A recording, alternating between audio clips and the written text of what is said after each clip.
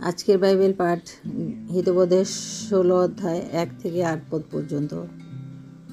মনুষ্য মনে মনে নানা সংকল্প করে, কিন্তু জিহ্বার উত্তর সদাপ্রভু হইতে হয়। মানুষের সমস্ত পথ নিজের দৃষ্টিতে বিশুদ্ধ, কিন্তু সদাপ্রভুই আত্মা সকল তৌল করেন। তোমার কার্যের ভার সদাপ্রভুতে অর্পণ করো, তাহাতে তোমার সংকল্প সকল সিদ্ধ হইবে। সদাপ্রভু সকলই স্ব স্ব উদ্দেশ্যে করিয়াছেন, দুষ্টকে ও দুর্দশা দিনের নিমিত্ত তৈরি করিয়াছেন। যে কেহ হৃদয়ে গর্বিত, সে সদাপ্রভুর ঘৃণাস্পদ। হস্তে হস্ত দিলেও সে অদণ্ডিত থাকিবে না। দয়া ও সত্যে অপরাধের প্রায়শ্চিত্ত হয়, আর সদাপ্রভুর ভয়ে মনুষ্য মন্দ হইতে সরিয়া যায়। মানুষের পথ যখন সদাপ্রভুর সন্তোষজনক হয়, তখন তিনি তাহার শত্রুদিগকেও তাহার প্রণয়ী করেন। ধার্মিকতার সহিত অল্প ভালো, তথাপি অন্যায়ের সহিত প্রচুর আয় ভালো নয়।